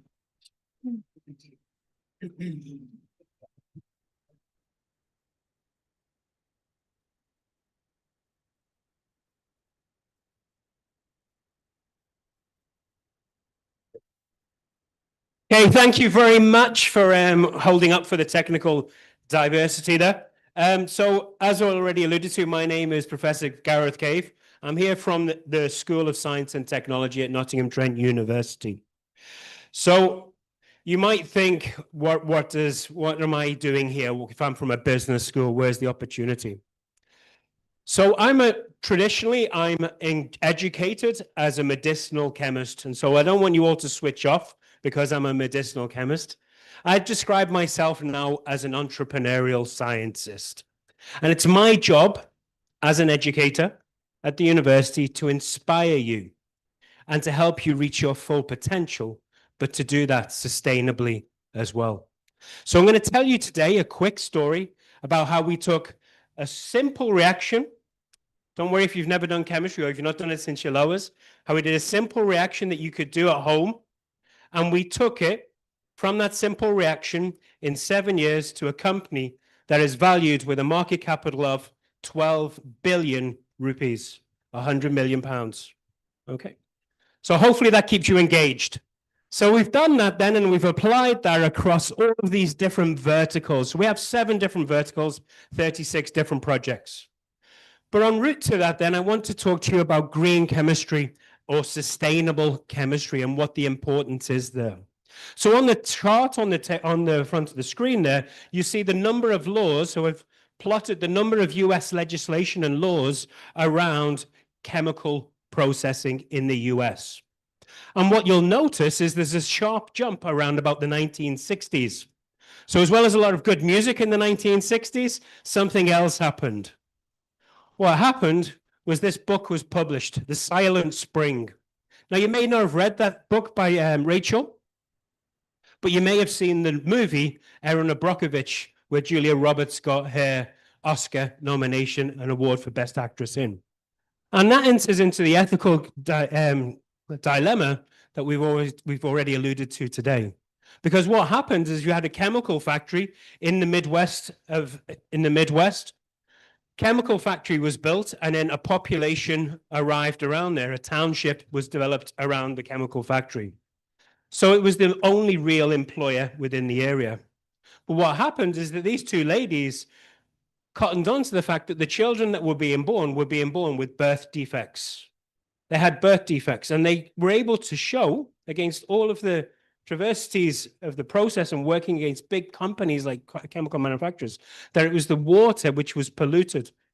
And the water that they were drinking and they were consuming and they were given to their children was polluted with the chemicals which were being thrown away by the chemical factory. And you've seen that around here as well, I'm sure. Because I can plot this up. It's not just in the US.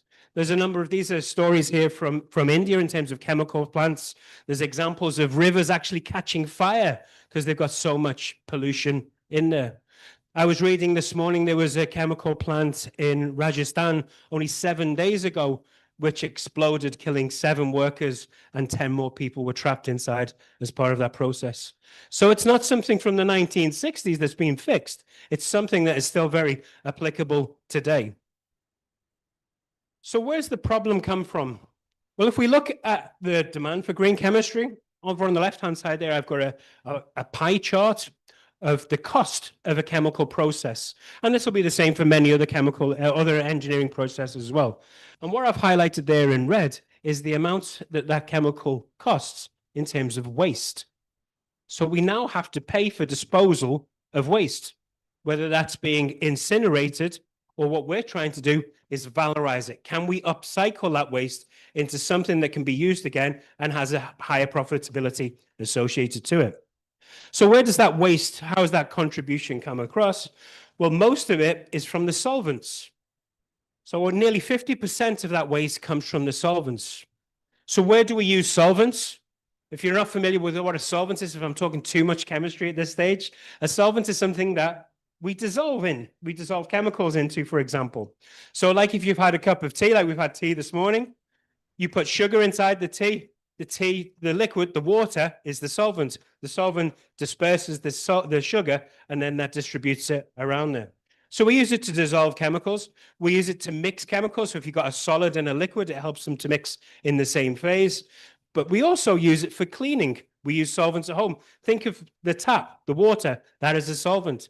We use it for cleaning, and we clean those chemical processes, those biochemical reactors, etc. But what do you do with the waste? What do you do with that solvent when you're finished? You can't simply pour it down the drain. We have to look at alternative approaches to how we do that. And you can see that as as the US has already, I've only got the US numbers, I'm afraid, but you can see that the numbers of tons of waste has significantly dropped. And that also then we need to take into account the increase in the population of the world as well. So we are responding as scientists, and you will have to respond in your generation going forward as well. Okay, so I mentioned to you before that I'm a medicinal chemist. That means I work on drug development and formulations. So what we've got here is how it all started for me when I started at NTU back in the day.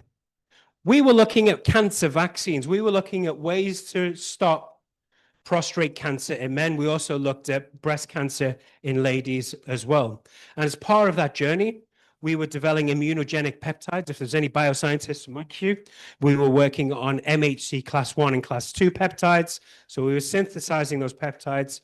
They then get fed to dendritic cells, which I think of them as antigen-presenting cells. They then program the T cells. So they go to your lymph nodes, and that's then where you get your immune response. So if you've ever had a vaccine, you've had the COVID vaccine, it's the same kind of process.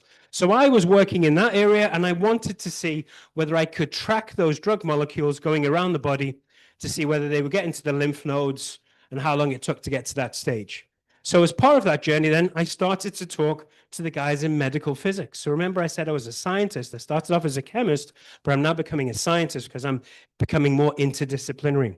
So I started talking to the medical physicists and said, if I want to put my mouse or my rat model into an MRI, what do I need to do? And they said, well, you need a contrast agent. So I went away and I read the literature and I thought, actually, it's not that hard, these contrast agents. I can make something from a molecule called iron oxide. And I'm going to play this video. I'll just watch it in the background. That's my hand in there. And this is the simple reaction that I'm telling you that we turned into a 12 billion rupee business. It's simply a combination of iron 2 and iron 3 chloride. And you drop that into a solution of ammonia. And if you can't see from the black, what's happening is as it's dropping in, it's pulsating in the solution at the bottom and it's producing iron oxide nanoparticles, what you might refer to as magnetite. That's the most abundant element in the world, in the earth crust itself. And it so happens that material is what we call paramagnetic. So it becomes magnetic when it's in a magnetic field. So we're able to produce that very, very rapidly and very quickly. But when I look under the microscope at these things, under the electron microscopes and the dynamic light scattering, you'll see this graph here over here on the left-hand side. We have a distribution. They're all in the nanoscale, so they're all less than 100 nanometers, but they range in size from maybe 80 nanometers right down to 5 nanometers. But I wanted consistency because I wanted to be able to show that there was the same amount of material and it had the same magnetic moments just so I could use it as a contrast agent. So I wanted it to come into this region where everything is uniform in size and scale. So we came up with a process which we refer to as a spinning disk reactor. So over on the left-hand side there, I put the CAD image up for one of these spinning disks. So it's essentially a cup-like molecule, about the same size as a CD, and it's in a cone conformation. What we're able to do is we'll put our feedstock, the same material that was dropping into the solution, we drop that onto the center of the disc rotates around, there's ridges on the disc, and so it causes turbulence. It rotates around it, called mass transfer. And what we're able to find, so the video which is playing on a loop there is one of the prototype labs, one of the prototype reactors. You'll see the ingredients being fed across via these peristaltic pumps, goes in the tubing, and then underneath that blue cone is the spinning disc, and it comes out as a liquid at the bottom. So what we've developed here is a continuous flow process. So that means I can just pour in all of my ingredients whenever I want, and it will produce the material for us. So I've reduced the amount of cleaning that I need, and therefore the amount of solvent that I use. And again, I'm using water in here. So each one of those discs now produces approximately 1 kilogram of nanomaterial every hour. And you'll see the commercial diagram at the bottom there, where we have them stacked in tens. So we can have 2 cartridges of 10. So that's 20 kilograms an hour we can commercially produce of this very basic material. By controlling the temperature, the concentration, and so on, we can change the size and the shape of these molecules as well. So that's what some of those images are there. So then we wanted to functionalize. And I asked the question, do we need a solvent? So this is my drug molecule. This is aspirin over here. And I wanted to attach the aspirin to my nanoparticle. We've done this with peptides and all kinds of other drug molecules. I've just put that on there for simplicity. And the way we did it was completely without solvent. We did it the same as you would do at home, or your mums might do at home, with a mortar and pestle. So we used a domestic mortar and pestle that you might use to grind your spices and herbs with, and we ground the two solid materials together. And we were able to show that these two materials would come together and the drug molecule coats the nanoparticle itself. And so then that gives us these, this is a nice electron microscope which shows the materials on there. Now, commercially, we don't have hundreds of people in the laboratory with a mortar and pestle. We use these grinders, these burr grinders. So a burr grinder, for those of you who are unfamiliar, it's like a big spice mill again. So we've taken things from, we originally started with a coffee grinder, then we scaled it up to a peanut butter grinder, and now we've got bespoke grinders in there as well. But it's essentially two rotating or counter-rotating burrs which hit one another, and we were able to scale it up. And then that's our factory there on the right-hand side. So you can see the scale of this, that we're producing IBC. So we're producing 1,000 liters of material and shipping that out, or even into transit vans as well. So the question you're all asking then is, did it work? Well, yes, I wouldn't be here if it didn't work for the pharmaceutical side of things. So again, I'm not going to talk too much about it, but you can see the nice MRI images there that we collected at the university on the right-hand side of a mouse. And if you've got your own autonomy, you'll see the kidneys, the liver, and the spleen. In the middle, you can see the contrast agents, which was the bits that we were interested in looking at. So now we've done that and we patented those two processes. So we patented the reactor and we patented the process for coating these materials as well. Question I asked myself then is, what's the opportunity? What can I do with this material? And if I asked you all the same question, I'm not going to, because it's running out of time on this. What would you do with that simple reaction? What can you do with those iron nanoparticles? Well, we know we can go into the pharmaceutical sector, but where else can we go? So I then started to do a little bit of business modeling or investigation into these. So we put together business model canvases, and we looked at these 7 different verticals and whether we could enter into those verticals with our nanotechnology. So if you can't see from the back, we've got cosmetics, we've got food and drink, we've got animal, we've got medical, we've got electronics, coatings, plants in there. So we explored all of those and we looked at the market cap, the market opportunities, and we decided how much of a penetration we could get into those different markets if we were able to do it.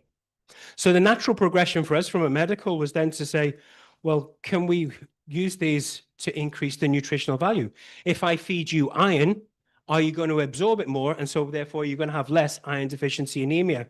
Or if I feed you B12, are you going to suffer less from those diseases and so on as well? And so that's what we did. Our first clinical trial then was using the same iron nanoparticles that you saw on that first slide, and we coated them with vitamin C. We put the vitamin C around the outside of there, and then we fed that to a group of 10 healthy males. We had the same nanoparticles, but this time without the coating, just separately in the tablet. And then we had 10 commercial samples of an iron vitamin T from a pharmacist that we used, and then we used just vitamin C on its own as a placebo on there. And we tableted these tablets up at the university, and we did the trial over 3 months to see what the effect was. And in summary, you can see at the bottom there, we can see the increase in transferrin, the iron levels in those healthy male subjects of nearly 21% compared to the benchmark. And these are healthy males who don't suffer from iron deficiency anemia.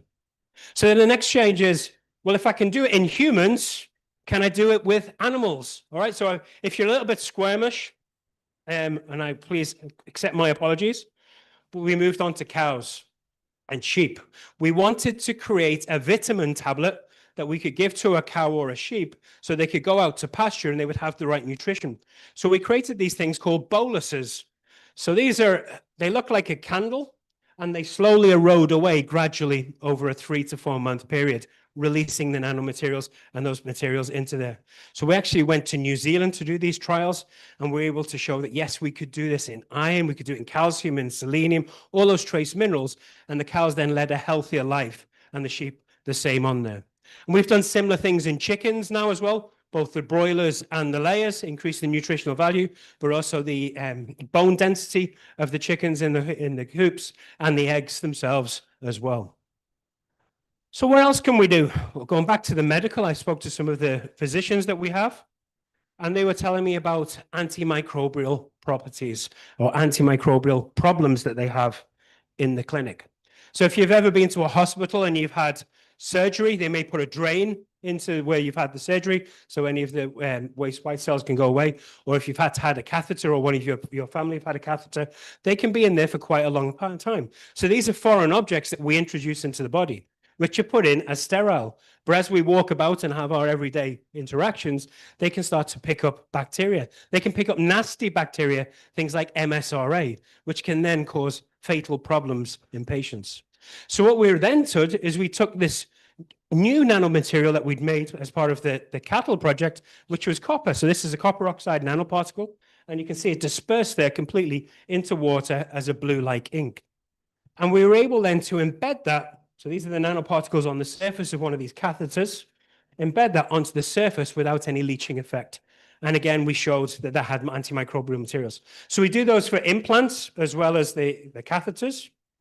And then we thought, well, let's do something a little bit different. If we can do it in humans, if we can do it in animals, can we do it in plants? So this is where we started to say, can we increase the nutritional value of our plants? So in the UK, we eat a lot of potatoes. Okay, we have a lot of chips, a lot of fries in our diets, but they're not nutritionally valuable enough that we can count them as one of our 5 a day. So I was set the challenge then to see whether we could increase the nutritional value of the potato so we could have more iron in there and more calcium as well. And you'll see this table at the top here where we show we've increased the bioavailability in tomatoes, here in chili peppers, and here in potatoes. This is calcium that we've done. And we actually went to India and did a full trial on a chili farm in India as well. And again, we showed we increased the height, the fruit number, the wet yield, the dry yields, the iron concentration, the vitamin C concentration, and the capsaicin, the spiciness of that material. So that led us on to a little segue, because we're scientists and we can have fun at university. And we got the Guinness Book of Records. Everyone heard of the Guinness Book of World Records? We got the world's heaviest chili, so 966, so just less than 1 kilogram in a single chili. And we also created the world's hottest or spiciest chili, which was nearly 2.5 million Scovilles in terms of the chili concentration on there. And this is all because we were able to understand from the biotechnology how these nanoparticles were able to be released into the plant using amino acids as this vectors, the shuttle to do that, compared to traditional techniques where they would use a chelator or a cage-like molecule around there. So we've done all this research at the university. The next question is, what do we do with this research? Do we go down a licensing opportunity? Do we sell our license to somebody who's already in that sector? Or do we create a spin-out company from there? And the reality is we did both. We licensed the technology to the ones who are in the animal healthcare sectors, but we brought in a spin-out to essentially look at the antimicrobial properties. And the reason for that is it was right in the middle of 2020 when we started to do this, which is when the pandemic hit. So as part of that, we worked with our engineers then to set up a flow process, how the factory was going to look, what we needed to do in there. I'm not going to bore you with all of the details. If you're interested, you can look. But we can start with the reactors all the way through the process, and we put the quality management systems in place. We got the REACH certification and so on and so forth. But where we really hit the gold mine was in face masks. So we created then this first, so MHRA is like the FDA. It's the UK's equivalent of the medical health, of medical approval. We got the world's first MHRA approved antiviral mask. And that incorporated that layer of copper nanoparticles. So what I've got over here on the right-hand side, this is an electron microscope image of the fibers in the filtration. The gold bits represent the copper, which are embedded onto there. This video I'll play for you now has got the melt-blown material coming down and the nanoparticles being spread across. And then the video on the left-hand side is a face mask machine if you've never seen one run. But I'll play both of those videos simultaneously for you. So on the middle one there, you'll see the nanoparticles going down as the melt-blown plastic. So that's the filtration media is being formed. It then goes under this blue light, so it's a UV light. What that UV light does is it superheats the copper, so it then melts onto the surface of the fiber, and so therefore it doesn't leach off. So when you breathe it doesn't leach off, or if you wash it, you can then wash it as many times as you need to, or reuse it as well. On the right-hand side, you see one of the face mask machines doing there. So that face mask machine produces 3 million masks a day. 3 million masks a day. And when during the pandemic, we were selling those masks at £1 each. So 100 rupees a single one. So you can see how we got to such a large market cap very quickly. So we don't just do that in there. We've also then started to expand this. So yesterday I was over in Voltas here in Delhi, talking to them about putting the same technology into the air purification systems that you have here in India. Not just the commercial HVAC systems, we do that in Europe already, but I wanted to bring it to India. And so we're putting it into the commercial ones, but also potentially into the domestic AC units that you all have at home as well. So you have that opportunity to reduce it. So it's not just COVID, we do influenza and all those antibacterial materials as well as part of that. And we also supply to Apollo. So we supply to Apollo hospitals and Apollo pharmacies. So there's many more stories that I could tell you, but we're running short of time. So just to prove the market cap, this is when we floated the company on the stock exchange back in 2021. We raised our market cap to over 100 million. It now resides around about 60 million. So I told you that there were 7 verticals. These are the 7 verticals. The 7 verticals that we work in, and these are the 38 different types of projects that we work from. All of these projects were started by people like you. They were all started with NTU students in the laboratory as master's students, as undergraduate students, some of them going on to postdocs and PhDs, but they were all started by people like you. The business that I own employs people from the university, graduates from all over the world to work on these projects and deliver these across the world. So my team at the moment looks a little bit like this. So the people at the top are some of the some of my collaborators, the professors. So Professor Rob Morris looks after the medical imaging. Professor Elizabeth Vallow-Edwards is biosciences. Samantha McLean, Dr. Samantha McLean is biochemistry, microbiology. David Robinson is computational. So again, another thing that we've started to do now is use AI to generate some prediction models for which of these materials are going to work best based on the literature material, bring those in, consolidate those. So something that would have taken us months, if not years to do, we can now use AI to trench through that. And then we spend less time, maybe a day or two, validating those. And David Bucock, who does all the proteomics work with us. You'll see my team of postdocs at the bottom there and a couple of PhDs. You'll see straight away just by looking at the names that 4 of those are from India. I have 2 from Italy. I have 2 from England, and I have 1 from Venezuela. So it's an interdisciplinary approach to all of these things. So I'm going to finish there in terms of my research, but I just wanted to do a little bit of promotion on behalf of Nottingham Trent University. We do offer NTU Global Schools. So if you are interested in coming to the university for a taster of a couple of weeks, we offer summer schools across all of the university subjects, from business through to all the different sciences, forensic science, everything in between. And if you are interested, I'm sure you can talk to your international office. But if you want to, you can scan the QR code there. So thank you very much for your attention. Much appreciated.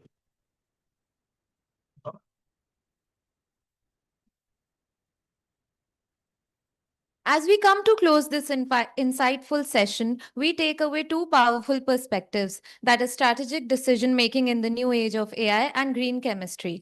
Dr. Demola Obembe highlighted how strategic decision-making in the age of AI is no longer just about technology, but about using data intelligently while keeping human judgment, ethics, and long-term vision at the core of leadership.